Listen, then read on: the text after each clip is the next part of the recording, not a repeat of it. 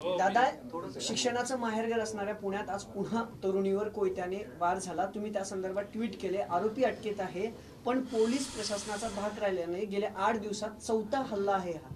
अतिशय चुकीची गोष्ट आहे. आणि महाराष्ट्रामध्ये जिथं आपण एक वेगळी परंपरा आहे, एक वेगळा विचार या महाराष्ट्रामध्ये आहे, आणि अशा परिस्थितीमध्ये सातत्याने कुठं ना कुठं तरी काय ना काहीतरी होतंय. महिलांच्या बाबतीत असू द्या, सामान्य लोकांच्या बाबतीत असू द्या, मावळचं खून प्रकरण घ्या, तर ह्या सगळ्या गोष्टी बघितल्यानंतर कुठंतरी सरकारचा कंट्रोल हा पोलीस प्रशासनावर राहिला नाही का त्याच्याचबरोबर VIP प्रोटेक्शनमध्ये जे काही आमदार असतील त्यांना 2-2 पोलिसांच्या गाड्या देण्यामध्ये, नाहीतर त्याला लागणारी सिक्युरिटीमध्ये जास्त पोलीसचा वेळ जास्त जातोय का कुठंतरी एखादा मुख्यमंत्र्यांचा कार्यक्रम असेल, त्या कार्यक्रमाला लोक आणण्यासाठी पोलीस प्रशासनाचा वापर जळगावसारख्या ठिकाणी होतोय का? तर ह्या सगळ्या गोष्टी बघत असताना अतिशय खंत वाटते. Hello doctor, Tanvi herbals app किंवा वेबसाईट वरून आजच फ्री चेकअपसाठी अपॉइंटमेंट घ्या. तन्वी डॉक्टरांशी फोन किंवा व्हॉट्सअपवर बोला आणि रहा फिट अँड फाईन. आपला herbal specialist Tanvi herbal clinic. की महाराष्ट्रासारख्या एवढ्या पुरोगामी आणि एवढ्या ताकदवान राज्यामध्ये अशा गोष्टी होत आहेत आणि सरकार झोपलंय असं एक आम्हा सर्वांना वाटायला लागलंय. राज्यातल्या कायदा सुव्यवस्थेचा विचार करता दर्शना पवार प्रकरण असू द्या किंवा इतर दंगलींचं प्रकरण असू द्या, गृह खातं उपमुख्यमंत्री देवेंद्र फडणवीसांकडे आहे. काय केलं पाहिजे दादा? कारण या अगोदर अजितदादांनी हे खातं सांभाळले, आता फडणवीस आहे त्या खात्याचं. काय केलं पाहिजे असं तुम्हाला वाटतं? कारण अनेक दंगलीनंतर आता हल्ले वाढायला लागले. माझं एकच मत आहे की सुप्रीम कोर्टाली आणि हायकोर्टाली सुद्धा जर आपण बघितलं, राज्य सरकारवर ताशेरे ओढलेले आहेत. कुठेही आपण म्हणतो ना, अग्रेसिव्ह लेवलचं भाषण करणं असेल, नाहीतर चुकीच्या पद्धतीने जर काही राज्यामध्ये गोष्टी होत असेल तर अप्रत्यक्षपणे त्याला प्रोत्साहन देणं असेल, दंगलीच्या बाबतीत तुम्ही बोलला, तर ह्या सगळ्या गोष्टी आपल्या राज्यामध्ये होत असताना कुठंतरी सातत्याने होत आहेत. आणि सातत्याने जेव्हा होतात तेव्हा लोकांना आणि खास करून विक्षिप्त विचाराच्या लोकांना कुठंतरी समाजामध्ये तेढ निर्माण करायचं आहे, नाही तर वातावरण दूषित करायचं आहे, अशा लोकांना भीती राहिली नाही. मग अप्रत्यक्षपणे अशा लोकांना सरकारच सहकार्य करतं का असं आम्हाला कुठंतरी वाटायला लागलं आहे. कर्नाटकामध्ये ह्याच गोष्टी झाल्या होत्या की कर्नाटकाच्या इलेक्शनच्या पूर्वीसुद्धा अशाच पद्धतीने वातावरण दूषित करण्याचा प्रयत्न भाजप सरकारकडनं झाला होता. आणि महाराष्ट्रामध्ये सुद्धा हाच प्रयत्न ते जर करत असतील तर मला एकच त्यांना सांगायचं, ही संतांची भूमी आणि थोर व्यक्तींच्या विचाराची भूमी आहे. महाराष्ट्रात अशी कुठलीही घटना घडणार नाही याची दक्षता इथे असणारे सामान्य लोक नक्कीच घेतील. घटना घडली तिथून थोड्या हाकेच्या अंतरावरच पोलीस चौकी होती, मात्र नागरिकांच्या माध्यमातून तो जो कोणी मुलगा होता त्याला पोलिसांच्या ताब्यात देण्यात आलं. काय वाटतं एकूणच? तुम्ही जर बघितलं, विदर्भामध्ये सुद्धा हीच घटना जेव्हा घडली होती अशाच पद्धतीने, ह्याच्यापेक्षा वाईट पद्धतीने झाली होती. तर तिथे सुद्धा असंच काहीतरी झालं होतं. पोलीस प्रशासन तिथे असताना सुद्धा कुठेतरी त्या गोष्टीची दक्षता घेतली गेली नाही पोलीस प्रशासनाकडनं. इथं सुद्धा असंच झालं. मग असं जर होत असेल, पोलीस प्रशासनाला जर कुठेही पद्धतीची भीती नसेल, नाहीतर शासन पोलीस प्रशासनावर वचक ठेवत नसेल, नाहीतर कोल्हापुरात जे झालं, कोल्हापुरामध्ये सुद्धा दंगल होत असताना DIG तिथं नव्हते, तिथं SP नव्हते. खरं तर DIG आणि SPला आधीच कळलं, कुठेतरी कळायला पाहिजे होतं की उद्या दंगल होणारे 144 आधीच लागू व्हायला पाहिजे होता, पण तशा पद्धतीची परवानगी मंत्रालयाकडनं आली नाही. मग ती परवानगी का दिली गेली नाही? मग तिथं पोलीस असताना सुद्धा तिथं जी काही मुलं असतील, वयाने लहान असले तरी जे काही तिथं दंगल करत होते त्यांच्या कुठलीही कारवाई सुरुवातीला केली गेली नाही. मग त्याचं कारण काय? मग याच्या मागे काही षडयंत्र आहे का? याच्यात खोलात जाऊन आपल्याला कुठेतरी बघावं लागेल. पण अशा पद्धतीने मला दुसरं एक आहे, पोलीस प्रशासनाला विनंती करायची आहे की राजकारण करणारे लोक राजकारण करत राहतील, तुमच्यावरचा विश्वास हा कुठेही कमी होणार नाही. या बाबतीतली दक्षता पोलीस प्रशासनाला सुद्धा घेतली पाहिजे. आणि जर कुठंतरी राजकारण होत असेल आणि त्याच्यामुळे महाराष्ट्राचं आणि पोलीस प्रशासनाचं आणि सगळ्यांचंच नाव खराब होत असेल तर आम्ही ते नाव खराब होऊन देणार नाही. दादा, पंतप्रधान नरेंद्र मोदी यांनी थेट आता राष्ट्रवादीवर टीका करताना अशी टीका केली की राष्ट्रवादीने 70,000 कोटींचा जवळपास सिंचन घोटाळा केलेला.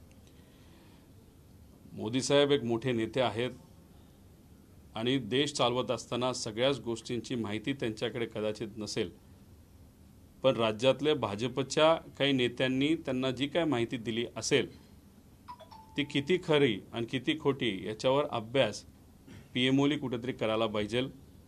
कारण का शेवटी जेव्हा इलेक्शन डोळ्यासमोर असतं तेव्हा असे मोठे मोठे आकडे पुढे आणले जातात. कुठेही या बाबतीत काही सिद्ध झालेलं नाही. त्याच्यामध्ये जमीन किती रुपयाची खरेदी केली गेली, त्यात शेतकऱ्याला किती रुपये मिळाले, पगार किती रुपयाचा दिला गेला, त्याच्याचबरोबर इतरही जे काय प्रशासकीय खर्च होते ते किती होते, गेल्या 30 वर्षाचं सिंचनाचं जे काही बजेट होतं ते किती होतं व 70,000 कोटीचा खर्च कसा झाला. त्यामुळे आता इलेक्शन डोळ्यासमोर ठेवून अनेक मोठे मोठे लोक मोठे मोठे आकडे बोलतील आणि नंतर इलेक्शन झाल्यानंतर सगळ्याच गोष्टी विसरून जातील.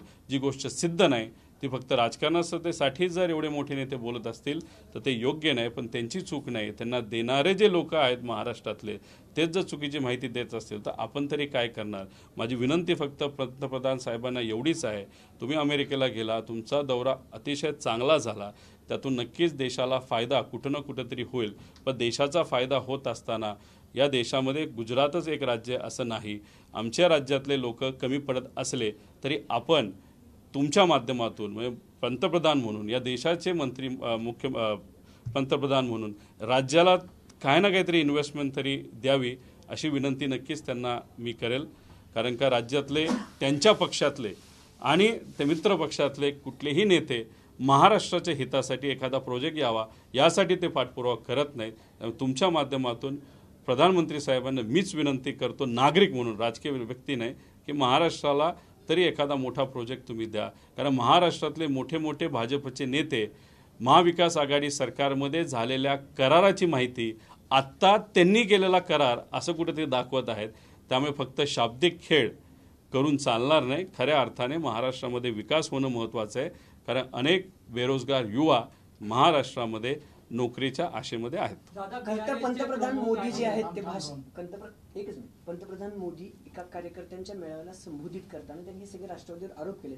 त्यातला मुख्य आरोप आणि जिव्हारी लागणारा आरोप म्हणजे राष्ट्रवादीला मत द्यायचं म्हणजे सुप्रिया सुळेंचं भलं करायचं असेल तर राष्ट्रवादीला मत द्या असं पंतप्रधानांनी थेट सुप्रिया सुळेंवर टीका केली. तुम्ही ज्या ज्या वेळेस राष्ट्रवादीला मत द्याल त्या त्यावेळेस फक्त सुप्रिया सुळेंचं भलं होईल असं ते म्हणाले. थेट ताईंचं नाव घेतलं या सगळ्या प्रकरणात. एका अर्थाने कुठेतरी सुप्रियाताईंना जे काही साहेबांनी संधी दिली त्या संधीची चर्चा ही पंतप्रधान साहेबांच्या कार्यालयामध्ये सुद्धा आणि त्यांच्या जे काही स्ट्रॅटेजी आणि भाजपचे जे काही मोठे मोठे नेते त्यांच्यामध्ये पण झाली असावी. आणि ती चर्चा जी त्यांची आज झाली तीच कदाचित भाषणाच्या माध्यमातून त्यांनी इथं बोलून दाखवली असावी असं मला वाटतंय. आणि आत्तापासूनच राष्ट्रवादीवर बोलायला त्यांनी सुरुवात केली. त्याचा अर्थ महाराष्ट्राच्या राजकारणामध्ये येणाऱ्या इलेक्शनमध्ये भाजपच्या समोर राष्ट्रवादीचंच मोठं आव्हान राहणार आहे. आणि आत्तापासूनच सुरुवात झाली म्हणजे इतर राज्यांचे इलेक्शन बहुतांश राज्याचे डिसेंबर महिन्यामध्ये होणार आहेत. कर्नाटकात जे झालं ते भाजपला परवडणारं नाही.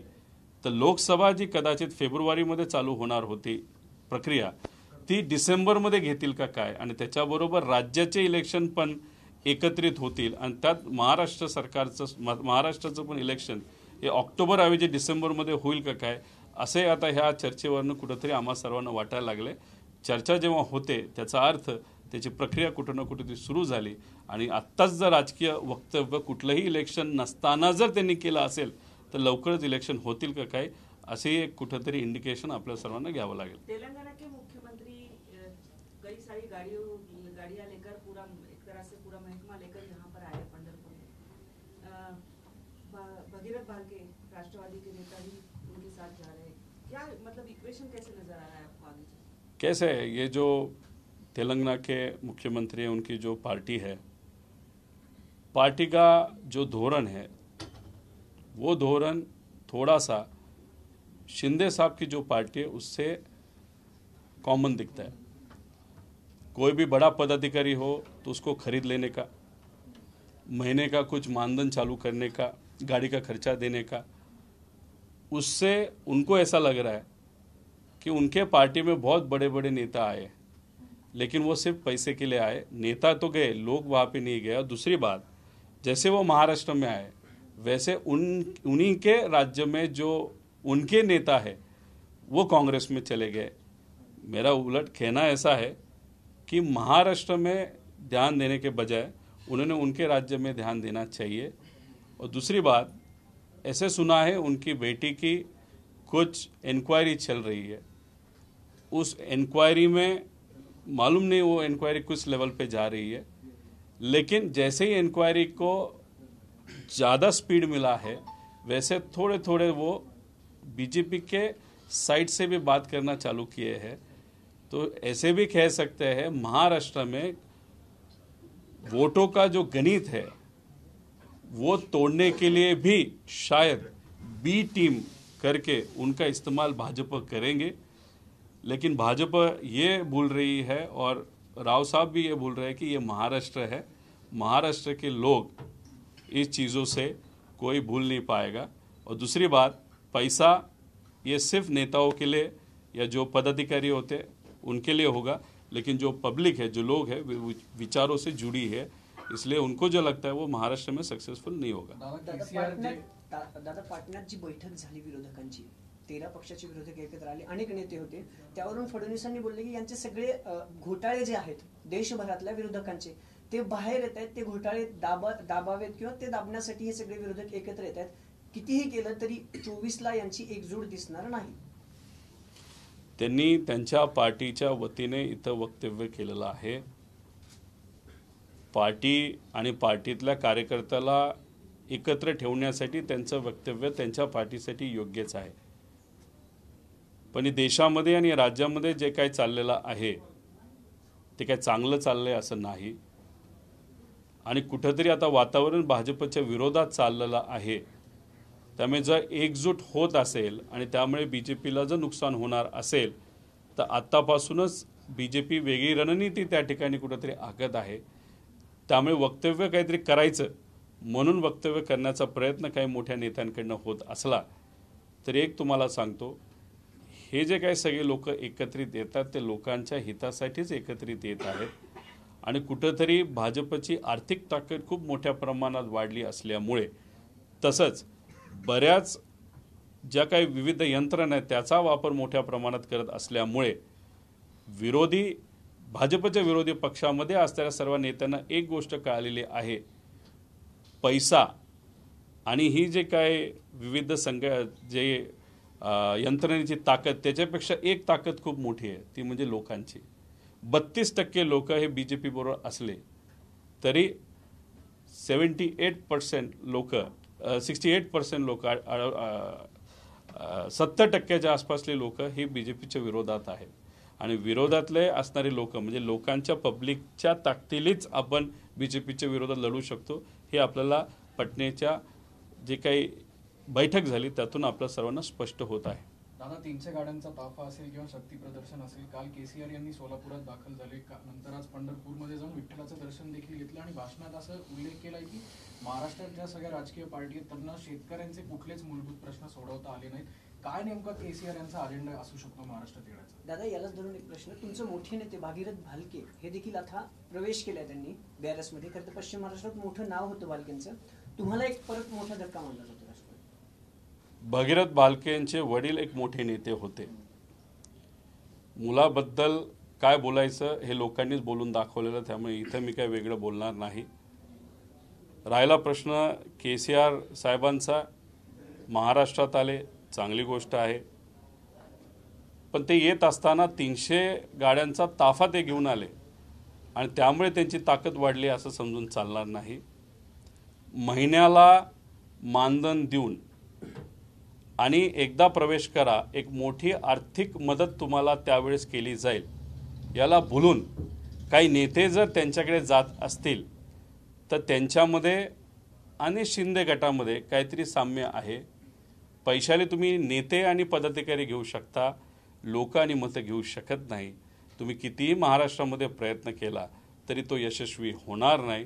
ही संतांची आणि थोर व्यक्तींच्या विचाराची भूमी आहे। आणि त्याच्याचबरोबर ताफा घेऊन इथं येत असताना त्यांचं घर मोकळं पडलं आणि त्यांच्या घरातले म्हणजे त्यांच्या पार्टीतले 30 मोठे नेते त्यांच्याकडे इलेक्शन असताना सुद्धा जर त्यांचं वातावरण इतकं सकारात्मक आहे तरी सुद्धा 30 लोक मोठे नेते त्यांचे काँग्रेसमध्ये सामील झाले।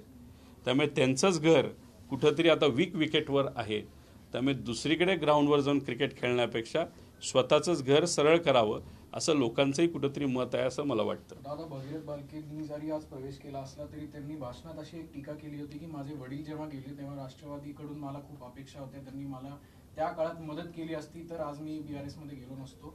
खरंच असं काही झालं होतं का की राष्ट्रवादींनी त्यांना साईडलाईन तुम्ही त्यांच्या प्रचाराला होतात दादा त्यावेळी? तुम्ही कुठल्या अर्थाने त्यांच्यावर अन्याय झाला हे तुम्ही तरी सांगावं, नाही तर त्यांनी तरी सांगावं. म्हणजे कुठला अन्याय ते बोलतायत मला माहीत नाही. अनेक सर्वे जे केले गेले होते ते त्यांच्या बाजूली होते असं नाही. त्यांच्या कुटुंबातल्या काही लोकांच्या बाजूली असताना सुद्धा त्यांना राष्ट्रवादीकडनं संधी दिली गेली. लोकांनी दुर्दैवाने त्यांना नाकारलं, पण जी मतं मिळाली त्यांच्या वडिलांमुळे मिळाली. कारण त्यांचं आणि आमचं सगळ्यांचं खूप जवळचं नातं होतं. दुर्दैवाने ते आपल्या सर्वांबरोबर नाहीत, ते आमचेही मार्गदर्शक होते. आणि अशा परिस्थितीमध्ये ते नसताना सुद्धा जर जी काही मतं मिळाली त्यांच्या वडिलांमुळे मिळाली, त्यात दुर्दैवाने त्यांनी हार त्यांना पत्करावी लागली भगीरथला. पण होत असताना अन्याय कुठला झाला हा फक्त लोकांसमोर त्यांनी बोलून दाखवावं. नुसता अन्याय झाला असे शब्द वापरून अन्याय होतो असा नसतो. इलेक्शनमध्ये काय काय त्रुटी होत्या पण पार्टीली बऱ्यापैकी भरून काढल्या. खास करून अजितदादांनी सुद्धा लक्ष दिलं होतं. त्या जर भरून काढल्या नसत्या आणि एकट्यावर त्यांनी लढाई केली असती तर जेवढी मतं मिळाली तेवढी तरी मिळाली असती का असा प्रश्न अनेक संघटनाच्या कार्यकर्त्यांना तिथं पडत आहे.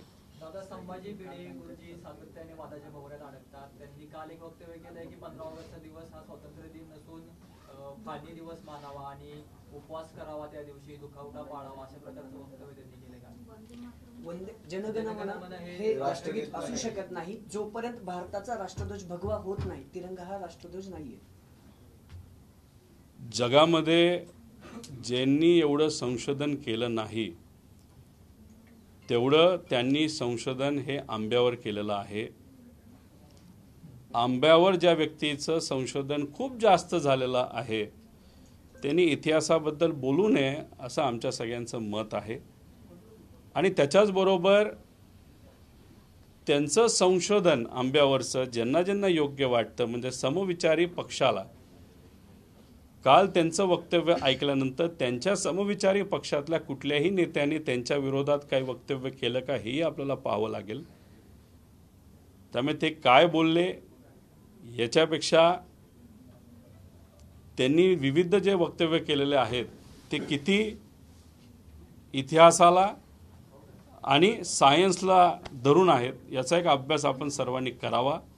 आणि त्या अभ्यासातून जे काही आपल्याला सार निघेल त्याच्यावरून समजून घ्या त्यांची विचारसरणी काय आहे. दादा, राष्ट्रवादीच्या प्रदेशाध्यक्ष पदावरून जो वाद म्हणता येणार ना, जी चर्चा रंगली. अगोदर अजितदादा बोलले की मला पदमुक्त करा विरोधी पक्षनेते पदावरून.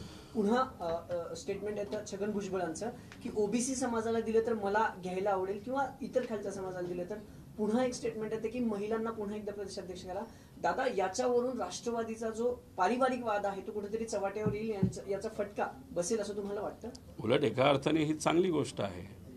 आम्ही कुठेही दबावतंत्र वापरत नाही. सगळ्या नेत्यांना सगळ्या पदाधिकाऱ्यांना बोलण्याची संधी आहे राष्ट्रवादीमध्ये. काही नेते व्यक्तिगत बोलतात, काही नेते भाषणाच्या माध्यमातून बोलतात, पण बोलतात कारण का राष्ट्रवादीमध्ये चर्चा करण्याला चालना दिली जाते आणि ती पवार साहेबांकडनं केली जाते. नंतर चर्चा होते, निर्णय घेतला जातो आणि तो सगळ्या पक्षातल्या नेत्यांना तो स्वीकारावा लागतो. ते स्वीकारतात आणि त्या पद्धतीने एका विचाराने आम्ही काम करत असतो. त्यामुळे ज्यांनी ज्यांनी भूमिका मांडली ही भूमिका मांडण्याची संधी आदरणीय पवार साहेबांनी दिली. हीच केवढी मोठी आणि डेमोक्रेटिक संधी पवार साहेबांनी दिली हे आपण समजून घेतलं पाहिजे. BRS पक्षाबद्दल तुम्ही म्हणाला की ते प्रलोभन दाखवतात वगैरे ही एक गोष्ट आहे.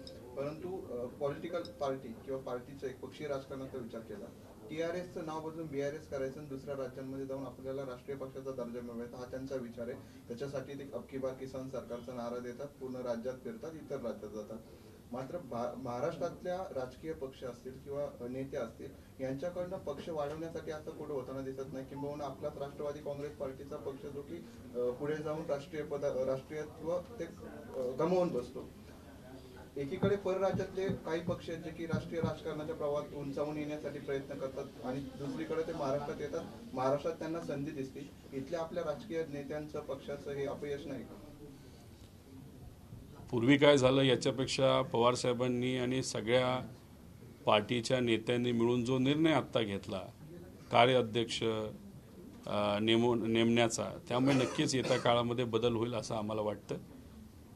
युवकांना सुद्धा मोठ्या प्रमाणात संधी दिली जाईल आणि ती संधी जेव्हा दिली जाईल तेव्हा सगळे युवक आणि हे सर्व मार्गदर्शक मिळून नक्कीच आपला विचार आणि जो आपल्या विरोधातला विचार आहे, जो या राज्यासाठी आणि देशासाठी घातक आहे, त्या विचाराच्या विरोधात नक्कीच आम्ही संघटनात्मक ताकद वाढू असा विश्वास या ठिकाणी आम्हा सर्वांना वाटतो. उपाध्याय जे आहेत, केशव उपाध्याय, त्यांनी शरद पवार साहेबांवरती टीका केली आहे की बैठकीला बिहारला पंतप्रधान होता यावं म्हणून बिहारच्या बैठकीला गेले, पण मणिपूर जळत असताना मात्र पवारांना तिथे जाऊ वाटलं नाही. कोण उपाध्याय? केशव उपाध्याय, भाजपचे. आता जेव्हा मणिपूर जळत होतं, दुर्दैवाने तिथली जर परिस्थिती आज आपण बघितली, अतिशय वाईट परिस्थिती आहे. भाजपचेच अनेक आमदार अशी मागणी करत आहेत की तिथं प्रेसिडेंट रूल आणा.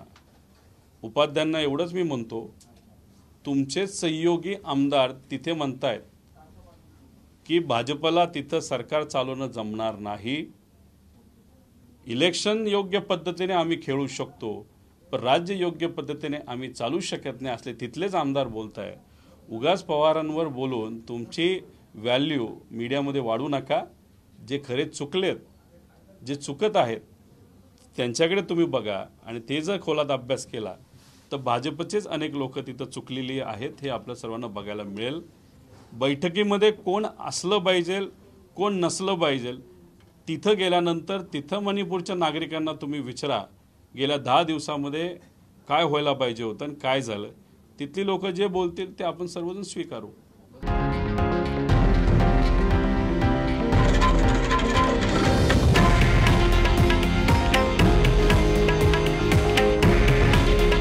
हे आहे देशातील नंबर 1 न्यूज नेटवर्क आणि आपण पाहत आहात TV9 मराठी.